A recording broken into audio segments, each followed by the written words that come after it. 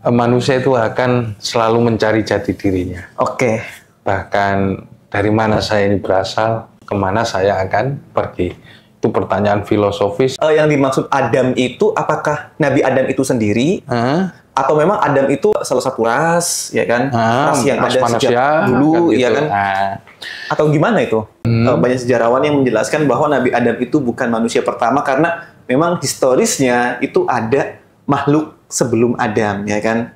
Nah, mungkin itu yang dikatakan sebagai tadi, ya kan? Belum sempurna.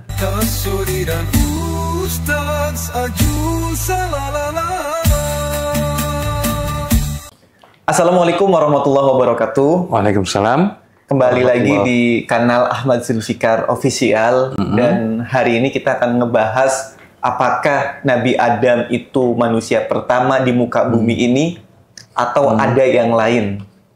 Dan ini menjadi pertanyaan dan perdebatan sepanjang tahun ya, udah sejak dulu perdebatan ini udah muncul. Dan kali ini kita ngebahas lagi semata-mata karena memang pertanyaan ini masih terus muncul dan memang perlu kita jawab untuk pengetahuan kita bersama. Ya, sebenarnya itu begini. Kalau menimpali pernyataan Mas tadi ya, Mas Tasori, ya, manusia itu akan selalu mencari jati dirinya. Oke. Bahkan dari mana saya ini berasal, kemana saya akan pergi. Itu pertanyaan filosofis yang selalu ingin dijawab oleh manusia tentang siapa dirinya dan keberadaan dirinya. Nah, itu sampai-sampai kemudian mereka mencari pengetahuan yang bukan hanya bersumber dari logika saja, tetapi pengetahuan yang datangnya dari wahyu, dari teks suci keagamaan. Nah, terkait tentang siapa diri kita, dari mana kita berasal, kemana kita. Apakah benar kita keturunan Adam? Nah, ataukah kita keturunan dari manusia purba? Jadi sebenarnya kalau merujuk kepada keturunan Adam, bahwa manusia memang keturunan Adam. Itu dari teks suci. Karena misalnya dalam satu hadis Rasulullah itu bilang begini, Kullu bani Adama, kan gitu. Bani Adam. Bani Adam. Berarti kan setiap manusia. Atau dalam hadis yang populer di tengah kita, idza mata ibnu Adama in qata'a amaluhu. Iya. Apabila anak Adam itu wafat, ya kan, mati, maka terputuslah amalnya. Lah yang kayak gitu itu kan memastikan bahwa ketika Rasulullah itu menyebut manusia yang ada di zaman sekarang dan manusia sejak Nabi Adam, bahwa kita ini memang turunan Adam.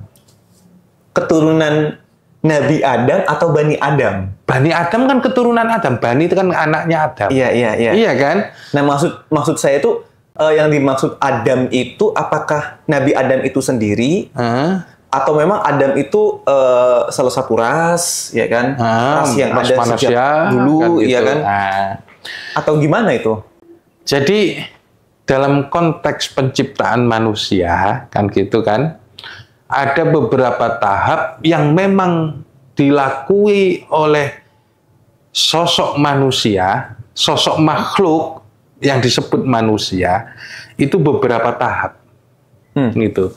Jadi ada yang disebut di dalam Al-Quran itu ditunjukkan bahwa Nabi Adam itu bukan manusia. Manusia yang pertama. Karena begini, Quran itu membedakan antara lafadz basyaron sama insan. Ya kan? Jadi dari tahap basyaron menuju insan itu ada yang disebut penyempurnaan.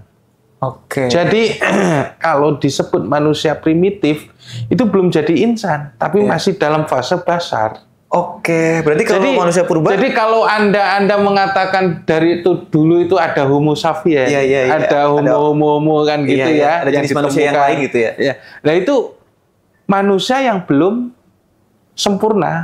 Berarti belum bisa dikatakan sebagai manusia. Belum. Jadi kita lihat ya misalnya kan gitu dalam surah Al-Hijr. Oke. A'udzubillahi minasyaitonirrajim. Bismillahirrahmanirrahim.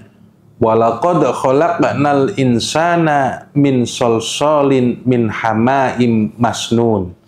Dan kami telah ciptakan manusia, ya kan, dari solsolin, lumpur, ya kan, yang mengeras, min hamaim masnun, yang pekat dan menghitam, gitu. Kemudian wal janu khalaqnahu min qablu min naris samum. Dan jin kami ciptakan sebelumnya, sebelum Adam, maka kalau dilihat lebih dulu jin yang diciptakan oleh Allah daripada insan atau manusia. Min naris samum, dari api yang menggeloga, kan gitu. Wa id qala rabbuka lil malaikati inni khaliqu basyaron. Nah, wa id qala rabbuka, dan ketika Tuhanmu berkata lil malaikati, kepada Tuhan, kepada para malaikat, inni khaliqu basyar, sesungguhnya aku menciptakan basyar. Ya. Min solsolin min hamain masnun, berarti antara insan dan basyar itu terdapat kesamaan. Karena min solsolin min hamain masnun, tanah liat yang mengeras, ya kan, lalu yang kemudian yang pekat dan mudah dibentuk, lah itu. Jadi fasenya kan gitu kan, di dalam penciptaan awalnya manusia itu fasenya fase basar. Lah fase basar itu ya, yang di situ manusia belum sempurna. Belum bisa dikatakan sebagai manusia. Belum, kalau dalam ilmu mantek itu belum berpikir. Belum hewan yang berpikir, belum ya. Ya kan? Kalau dalam surah Ad-Duha itu kan bilang begini, Asy-Syams itu bukan gini, wasyamsi waduhaha wal qamari idza talaha wan nahari kok itu wan nahari jalla wal laili wan nafsiun wa nafsiu wa ma sawwaha. Wa nafsi, dan demi jiwa maksudnya seluruh totalitas manusia, ya kan? Ya, mulai badan dan sebagainya, ruh dan sebagainya. Wa ma sawwaha, dan berikut penyempurnaannya. Jadi jiwa itu, manusia itu disempurnakan oleh Allah, kemudian jadilah dia insan, kan gitu. Nah, pada tahap insan inilah manusia itu yang kemudian diterapkan kepada Adam alaihissalam, yang kemudian dia menjadi manusia yang bisa dikhitab, bisa diberi tanggung jawab untuk melakukan kewajiban. Yang orang yang berpikir, sehingga kemudian jawala taqrabah hadhihi syajarah, janganlah kamu mendekat. Lah itu kan termasuk larangan. Ya, itu namanya khitab antara kewajiban dan larangan, kan gitu. Betul. Nah, itu yang terkait tentang bagaimana manusia ini pada awalnya itu belum menjadi seorang yang berpikir, tapi melalui tahap penyempurnaan. Begitu. Mungkin gini ya. Jadi waktu Tuhan ya, waktu Allah itu menciptakan Nabi Adam pada saat itu, malaikat kan menentangnya. Nanti lo tanya, jangan-jangan jin itu sudah alien ya? Ini di luar konteks alien. Gini Ustadz. Jadi kan waktu itu kan malaikat membantah menentang Allah. Apakah Anda, wahai Tuhanku, menciptakan manusia nanti kan hanya bakal menciptakan peperangan, ya kan? Yasfikud dima. Betul. Nah, apakah malaikat itu tahu bahwa sebelumnya itu ada makhluk lain yang memang menciptakan seperti itu, yang bikin kerusakan? Nah, mungkin maksudnya adalah yang bikin kerusakan itu betul, ya kan? Ada sejenis manusia, tapi yang belum berpikir, sehingga akhirnya yang lakunya kerusakan dulu, ya kan? Sedangkan Nabi Adam itu sudah diberikan akal pada saat itu. Nah, mungkin yang kan banyak sejarawan, banyak sejarawan yang menjelaskan bahwa Nabi Adam itu bukan manusia pertama, karena memang historisnya itu ada makhluk sebelum Adam, ya kan? Nah, mungkin itu yang dikatakan sebagai tadi, ya kan, belum sempurna. Betul. Belum sempurna, ya bisa jadi. Protesnya malaikat itu dalam Quran surah Al-Baqarah, qalu ataj'alu fiha mayyufsitu fiha wa yasfikut dima wa nahnu nusabbihu bihamdika wa nuqaddisu lak. Jadi terkait bagaimana sebuah mengapa malaikat itu sedikit protes bahasa kasar kita kan, itu karena melihat bahwa khalifah yang dijadikan, ya kan, wa qala rabbuka lil malaikati inni ja'ilun fil ardi khalifah, aku akan menjadikan khalifah di bumi. Kan gitu kan. Lalu kemudian dibantah, diprotes. Sementara kami melihat mereka itu berbuat kerusakan, saling menumpahkan darah, bunuh-bunuhan antar sesama. Nah, sementara kami kan wa nahnu nusabbihu bihamdika wa nuqaddisu lak. Kok enggak kami aja yang meramaikan bumi, kan gitu kan? Iya. Tapi jawab Allah apa? Qala inni a'lamu. Aku lebih tahu daripada Qala kau. inni a'lamu ma la ta'lamun. Kemudian aku ini lebih tahu, aku ini maha tahu daripada apa yang kamu ketahui. Jadi taunya Allah itu apa kan gitu? Yaitu hikmah. Nah, dari konsep seperti itu, kalau kita mengambil batasan waktu, maka Bashar ini sudah dicoba, kan gitu, untuk hidup di bumi. Toh nyatanya kemudian bikin kerusakan dan saling perang, kan gitu. Tapi kenyataannya kan gitu, setelah kan adanya makhluk Adam ini kan gitu kan, nah makhluk Adam ini kan gitu. Atau bisa jadi pemaknaannya bahwa ya memang manusia itu yang dijadikan khalifah itu, karena Al-Quran tidak menyebut waktu di situ, ya, tidak menyebut waktu. Maksudnya waktu itu dinafikan dalam konteks ayat tersebut dalam surah Al-Baqarah tadi, bahwa malaikat diberitahu, toh khalifah di bumi itu nanti kan gitu bakalan akan perang dan saling merusak di muka bumi, kan gitu. Jadi antara tafsiran Anda yang mengatakan bahwa itu telah terjadi sebelum penciptaan Adam, atau justru Adam itu sendiri yang kemudian dan bersama anak putunya, anak cucunya itu terjadi peperangan di antara mereka. Juga kan ya. Lah maksud saya itu sama-sama berkemungkinan. Iya.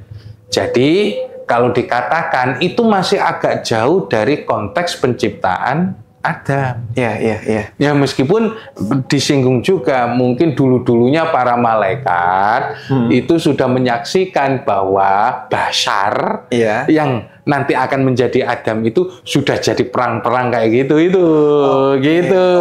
Nah, bisa juga diartikan nanti manusia itu bakalan jadi khalifah di muka bumi ya, tapi mereka ya perang-perang dan merusak bumi. Itu sama-sama bisa karena Quran sendiri tidak membatasi waktu. Betul. Tapi malaikat memang protes kayak gitu. Bahasanya protes kan ini gitu. Menarik banget Ustadz. Jadi pertanyaan ini tuh udah sejak lama ya. Sejak lama tuh ditampung di kepala saya. Dan sampai hari ini saya belum pernah menemukan penjelasan yang rasional. Dan baru hari ini teman-teman terjawab sudah ya kan. Bahwa iya betul ada makhluk sebelum Nabi Adam. Tapi pertanyaannya apakah dia manusia? Dan tadi yang dijelaskan sama Ustadz adalah dia itu bukan manusia. Sebelum tahap manusia sempurna. Masih belum bisa dikatakan sebagai manusia. Nah, yang sempurna itu insan. Iya. Ada Bashar, ada insan. Betul. Lah insan inilah yang kemudian menjadi Bani Adam itu. Betul. Adam dan anak turunnya. Oke, berarti sejenis manusia sebelum Nabi Adam mungkin bisa dikatakan itu adalah hewan mungkin ya. Primitif. Iya. Ya, jadi hakikatnya manusia itu memang hewan. Iya, tapi dikasih akal ya kan? Akal gitu. Kalau dalam definisi mantek itu kan hayawanun natek. Hewan yang berpikir. Hewan yang berpikir. Artinya dari sisi biologis basaria kan gitu. Dari sisi biologis apa yang bedanya kita ini dengan hewan? Atau jangan-jangan manusia sebelum Nabi Adam pada saat itu ya kan? Itu dinosaurus. Dinosaurus gede gitu. Iya, wah ya kan sampai akhirnya mereka tuh punah karena memang saling membunuh. Kalah kan gitu. Iya, saling membunuh. Ya bisa jadi kalah sama saingan. Iya, bisa jadi kan. Ya emang itu Terus dinosaurus hilang karena bencana gitu ya. karena dulu waktu zaman Nabi Nuh itu kan nggak ikut kapal. Oke, ini malah ngelantur ya. Ngelantur, perlu penelitian lebih lanjut Perlu kan penelitian gitu. lebih lanjut. Tapi ya kan? ini penting juga ya, karena sampai hari ini ya pertanyaan-pertanyaan itu terus muncul ya, kan? Apakah manusia pun Jadi begini, ini mencoba untuk memberikan kolaborasi antara pengetahuan yang dicapai secara metodologis ilmiah empiris dengan berita yang berdasarkan wahyu. Nah, jadi teks-teks keagamaan itu kita sikapi sebagai berita. Ya, apakah nanti kemudian bertentangan dengan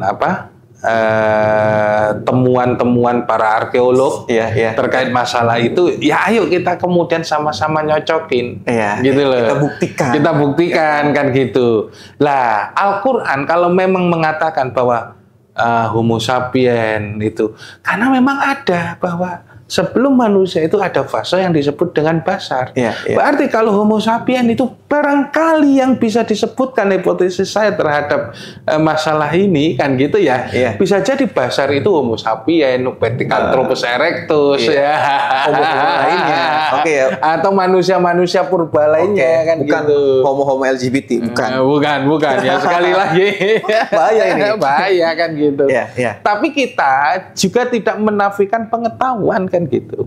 Ya bisa jadi, tapi dalam Al-Qur'an penciptaan manusia yang menjadi insan itu kan, lah itu yang kemudian menjadi sebuah fase dari yang sebelumnya basar menjadi insan melalui penyempurnaan yang dalam Al-Qur'an dinyatakan wa nafsin wa ma sawwaha, dan demi jiwa serta penyempurnaannya. Nah, gitu. Mungkin podcast kali ini ya itu penting banget ditonton sama orang-orang ateis.